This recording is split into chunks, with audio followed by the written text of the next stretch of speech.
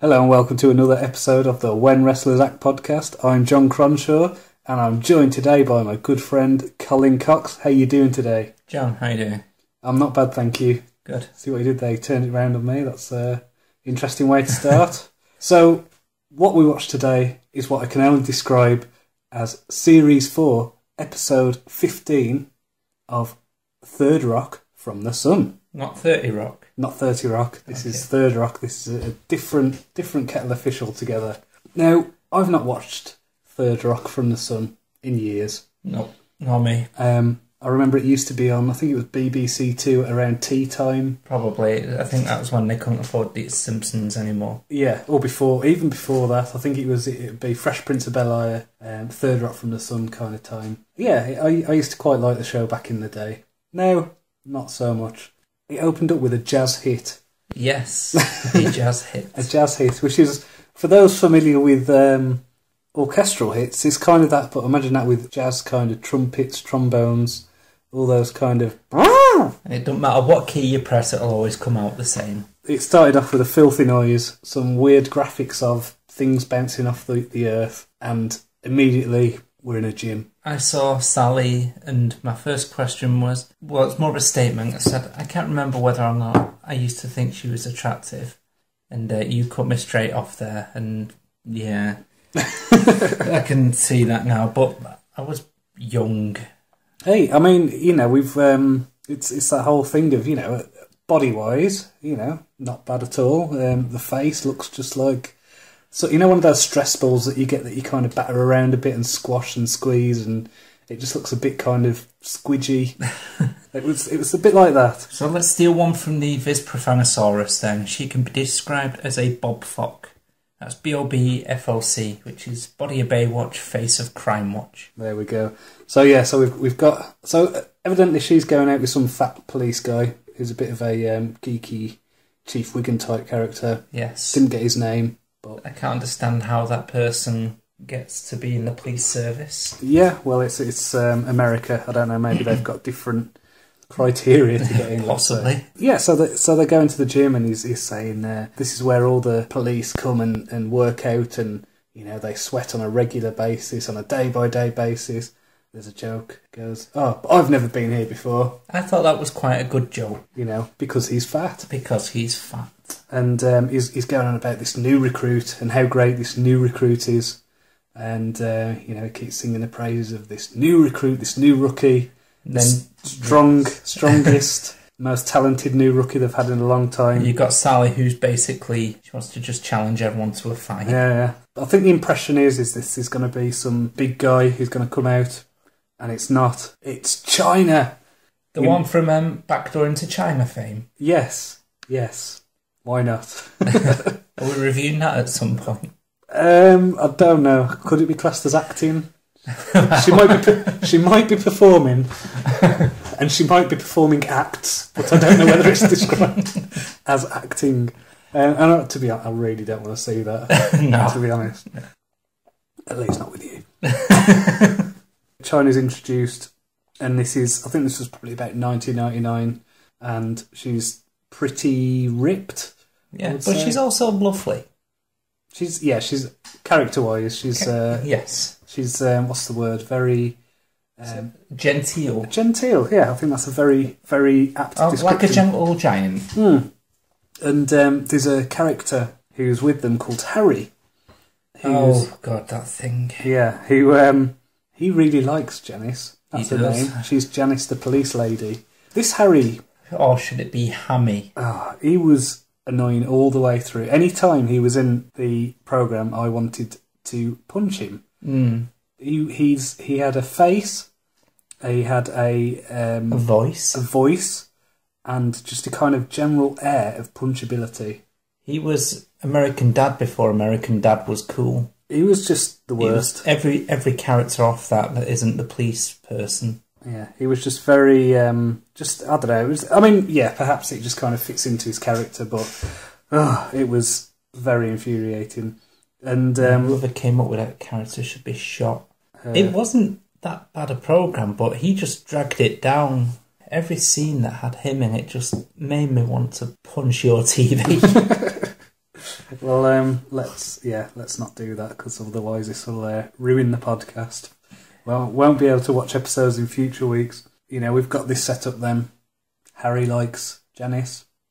Sally's threatened by her. And it cuts to the credits, which are bad computer graphics of space with what I can only describe as kind of swing rock and roll music. Sort of surfer music. Oh, just the worst. And then, again, finish with a jazz hit. That horrible noise. Yeah, make a lesser man's bowels collapse and poo where he was sat. We then cut into the show, and we've got, I don't know who they are, there's basically some geeks sat around a computer screen. I think they're just regular sidekick characters. Yeah, again, it's this thing again, if we'd watched the whole series building up, maybe it'd make more sense, but they just seemed like geeks at a computer, and they were there bragging about how much money they were making on the stock market. Love interest of Richard Lithgow, man alien thing. Yeah, Dick. That's his name is. Oh, that's clever, because his real name in real life is Richard, so it means that it's slightly different from his real name, but it doesn't, when he's reading it in his script, it's not as difficult for him to memorise. Yeah, and the thing is as well, it's, you know when you get kind of weirded out when you see people out of context, see people in, you know, completely different roles. This guy, my two reference points for him are he's the dad from Bigfoot and the Hendersons and the dark, disturbing Trinity serial killer from Dexter. You've not watched Dexter, have you? No, I've seen bits and just wasn't for me. Yeah, it got really bad, but that series, he is excellent in that series. He's very good. That made it kind of a bit creepy in a way. Gave a new dimension to his character, which I don't think was intended at the time this was made. Dick, for some reason, he decides he's not going to be outdone by these people, and kind of starts boasting about how much money he's made off the stock market, and says, "Oh well, you know, I've made so much money that I've just booked 6 days in Cancun," which is a lie. And his girlfriend, Mary, who's, if I remember rightly, now this is going back, I think that her role is that she's a teacher or a head teacher, maybe. She's certainly someone. Yeah, she's certainly a character in this programme. What does Dick do? Well, he was wearing a suit.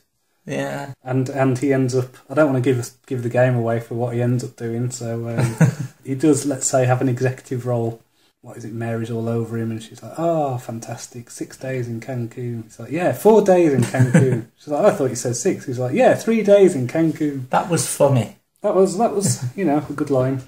End of the scene, and between each of the scenes, remember there's a bad graphic of maybe planets, a bit like a pinball machine, with things bouncing around, and a jazz hit. It's it's not always a jazz hit. It could just be a little bit of like saxophone music. Yeah, or even like a guitar flourish where it goes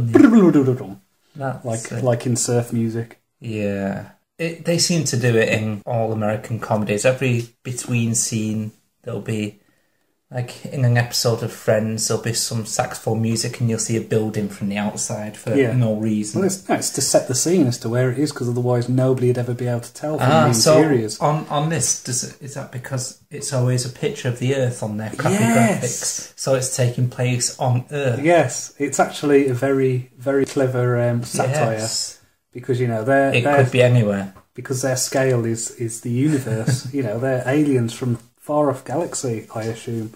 So yeah, we come back, and Dick is there with some young lad who looks a bit like... He looks a lot like Randy Orton. He certainly does. He looks like a 12-year-old Randy Orton. He's got the exact same face. It was absolutely creepy. It was a bit. And he's kind of giving stock advice, isn't he? And his name's Tommy, but we found that out much later in the episode. So at this point, we just knew him as the Randy Orton guy. And he's using the analogy of eggs and baskets, and Dick picks some eggs up and he goes, "Yeah, I'll make lots of money if I put all these eggs in the one basket." And Not in the one container. Oh, the one container, sorry. And he goes, "What, you're going to put all your eggs in one basket?" He's like, "No, in one container. In one bucket. If you lose..." Forget about the basket.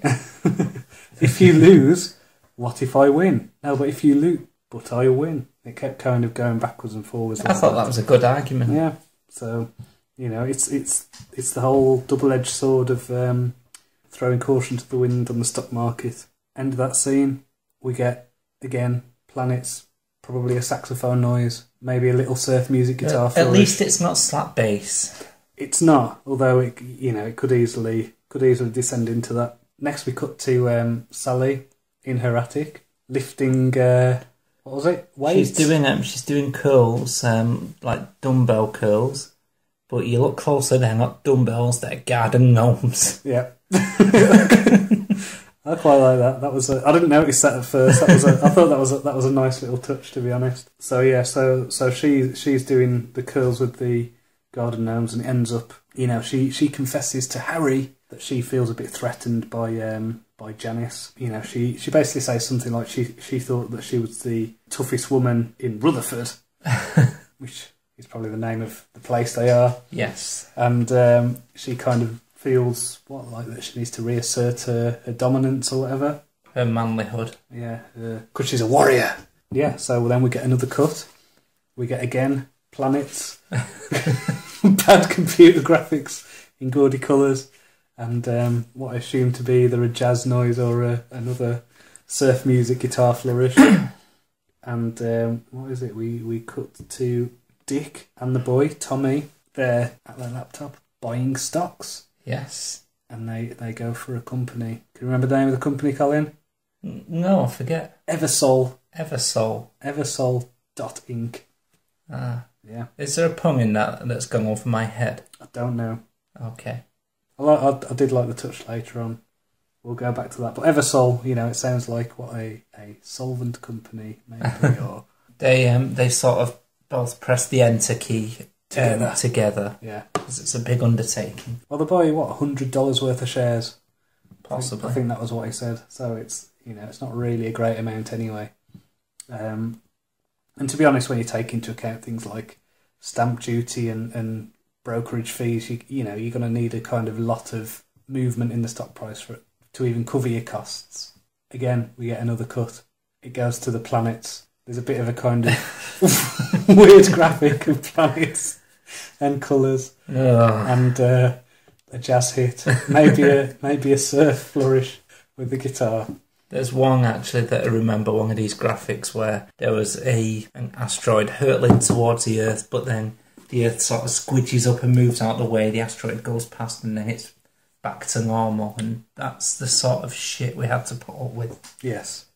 By repeating this between every scene, it can show you just how annoying it got, to be honest. So, yeah. Because, I think they're meant to be just kind of throwaway cuts to show a transition, a bit like on the Star Wars where they have the big swipe across instead of a normal cut. Next scene, Sally goes to see Janice. Janice is at work in the police station looking very buff in her full uniform. Yep, and Sally is there with her nipples, which seem to point out like daggers staring. They were absolutely hypnotic. Yeah, they were. I couldn't take my eyes off them. She challenges Chyna to an arm wrestling match, and she starts and she goes, after 3 we'll start the arm wrestle. First time, she moves her arm, and then Chyna just whacks it down really quick.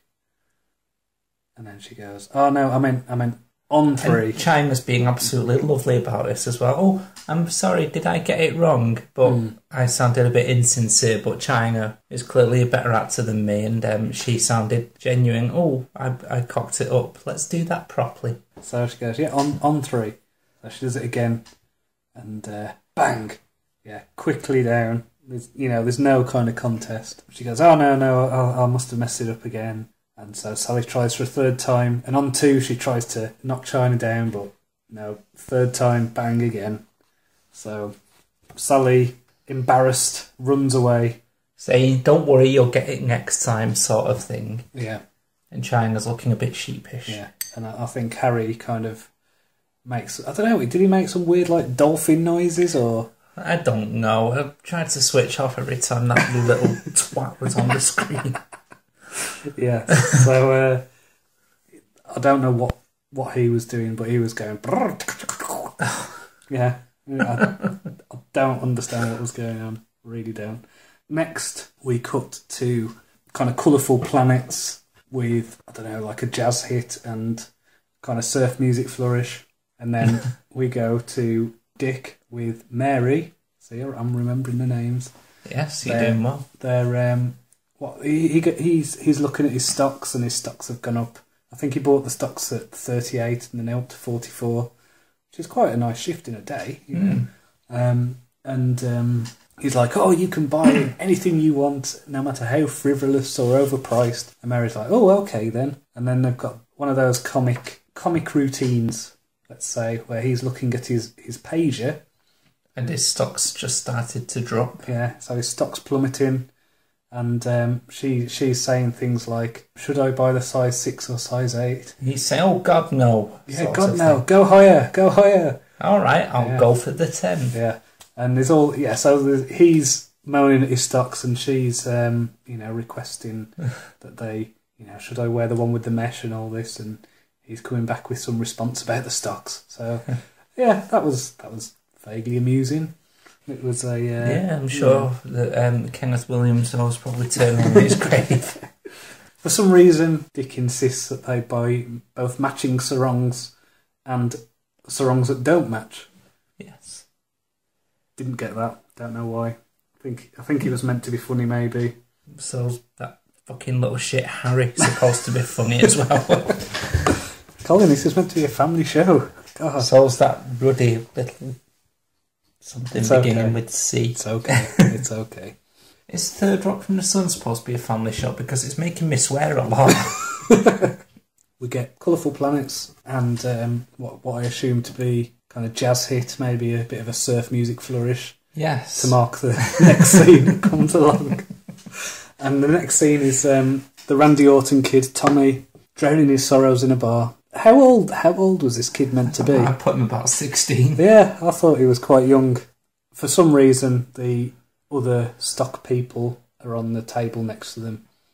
And Dick starts talking to Tommy and goes, "Oh, why did our stocks go down?" And he goes, "Oh, it's because of rumours. With rumours you can turn a high school sweetheart into a whore in moments." And he's saying that there's rumours about bad financial overspending. That was it. Bad financial management at this company. And they're like, "Oh well, can't we just start our own rumours?" So they start talking really loud about how Eversol make toasters. And that they're expanding into the Chinese market. That rice is in the past and now it's all about toast. It's all about toast. He's gradually leaning back until he's more or less kissing one of the guys from the stock market. One of the people he was... Yes. There's a good line from the woman there as well where she said, "I'm not going to buy any shares in any company that I know something about." Yeah. I liked that. It shows how people place bets or do stock markets. This is where the realisation comes that you buy stocks, you actually own part of a company. That's what you're buying. When you buy a stock, you're buying a share of the company. Dick didn't realise this. I wonder if that will play in to a scene coming up. What happens before that scene? Well, thank you for setting me up with that. That's an excellent segue. Before that scene, we have another scene which has a planet, a couple of planets. Colourful kind of images. There's what I assume to be maybe a jazz hit or a bit of a surf rock flourish going on. So next we have Harry and Sally I think they're in a garden or, just kind of stood outside and they're talking, they're having a bit of a heart-to-heart. And Sally says she feels a bit threatened by this Janice, feels powerless. This is where they're kind of talking at cross purposes. So she's saying how much she doesn't like Janice. Harry's saying how much he does like her. He says, "She's the voodoo lady," which I'm hoping is a reference to the song from the League of Gentlemen. I hope so as well. By Creme Brulee. The Black Magic Child. Yeah. Voodoo lady. Whatever happened to that show? That was a great one. Sally decides at this point that she needs to destroy Janice. Yeah, she needs to destroy Chyna. And then it cuts to colourful planets. Yes, is there some sort of music? Yes, there's maybe a jazz hit, maybe some kind of surf rock flourish going on, and then it goes into the next scene. Now this was great. This was bloody brilliant. Yeah, this actually turned it round for me, to be honest. This scene I thought was fucking brilliant. Yes. Really enjoyed it. So Tommy and Dick, you see them, they're in a lift. In very smart suits. Yeah, they're dressed as executives, they're in suits, and they go into Eversol's building. They start firing people, they start kind of... complaining that there's too much art, it needs removing. Yeah, sell! There's a group of 3 people drinking coffee. Said that there should be 1 cup per group. Yeah, and he starts. He's walking alongside the the VP of marketing or something like that, and he goes, "Let's walk and talk." And he starts going, "Do you like your job?" and all this. Oh yes, the hours are good. There's excellent childcare. Right, you're working weekends. We're removing childcare, and you're fired. So then at this point they burst into the boardroom. Start complaining about how long and expensive the boardroom table must have been. And then they go, "Oh, we own this company." And then a bloke called Mr. Eversol. Yeah, that's his name. Deal with it, Colin. It's not just a random business name. It's a family business. The guy's called Mr. Eversol. So Mr. Eversol, he calls security. After Dick makes a speech about how they're the humble stockholder, but also the mighty stockholder. Yeah, we are gods. We are not your boss. We are gods. It was great. That scene was comic gold. It really was. It was. It was fantastic. And then just like that, it cuts to kind of, I suppose, what you describe as like graphics of planets in space. Maybe a kind of pinball thing going on, or there was some music. I'm not sure how to describe it. Well, I'd say it was either like a kind of jazz flourish, maybe a jazz hit, or with a surfer hit, maybe a surf rock hit, or a surf rock flourish kind of thing. And then we get back to the gym. Sally basically she's there with her nipples. Yeah, she is, and she's basically acting like a dick. She just goes in and starts on Janice. And shouts really loud in her face, "Prepare to die!" And this is where I think this might be Chyna acting. I think this might be for the first time as well. We've seen since we've started doing these podcasts, a wrestler doing a bit of character acting. Yeah, she starts to cry. Yes, she starts. She is that lovely. It's not a swerve or anything. Yeah, because I thought she was going to cry, and then she'd give her a hug to comfort her, and then throw her, give her a suplex or something. No. She's the sort of person who she's been the victim of bullying all her life because of her size and toughness. People always picking fights with her. Yeah. She can look after herself, but she would rather it's not that way. Yeah, but and she goes. She comes out with a line, "I'm a woman, and I'm soft inside." Now, from what I hear, you can actually find this out for about $10,000 a night. She's, do you know what I mean? You can find out how soft her insides are. I don't want to think about it. For money. She's apparently... Are we going to put a link to this on the website? Onto what, her escort site? Yes. No. Okay, good. So that they kind of have a bit of a moment. They hug each other. Sally breaks down and cries. All is well. Comes to a realisation. They're having a hug. At the end of the scene, while they're hugging, Chyna says to Sally, "You're trying to flip me, aren't you?" And Sally, crying, says yes, and she just says, "It's not going to happen." And they carry on hugging. It was lovely. A tender moment. And then we get a cut to kind of computer-generated planets. Yeah, there's some music as well. It's like a surf music of some sort. A bit of surf rock, bit of a jazz hit maybe. Yeah. And then it cuts to Dick. He's standing on the edge of something. I think it says, because they live in suburban America, classic suburbia in these things is always wooden houses with lots of trees. Yeah, white picket fence. White picket fence, all that sort of thing. And he's standing on the edge of a roof box or something like that. And he's threatening to jump. He's lost all his money in the stock market, and he admits to Mary that they're not really going to Cancun. He's going on about the roller coaster of the stock market, clashing with the roller coaster of his emotions. The more he's kind of saying this, the more Mary's getting pissed off with him. She's just saying, jump. Yeah, jump. Just jump. And then she ends up pushing him anyway. Horrible woman. Yeah, and he goes out with her. I don't know if that was my... That's domestic abuse. It is, It doesn't just happen to women, it happens to men as well. He was at his most vulnerable. He said that he went on this kind of emotional... He confessed everything. Yeah. And what did she do? She tried to end his life. What a horrible, horrible creature.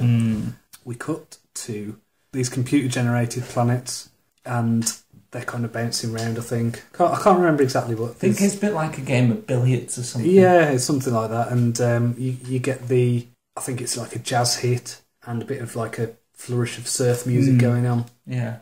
And it cuts back to the gym. And Chyna's... I don't know, she's kind of wearing kind of a bit... I would describe them as slutty clothes, slutty gym wear.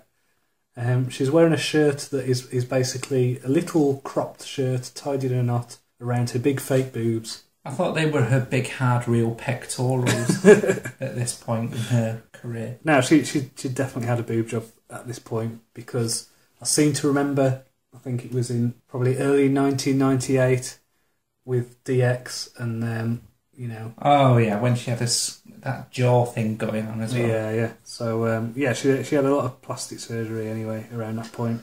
So I think this was from 1999 anyway. Harry, remember that annoying one? Nope. One? I've repressed it. Think again.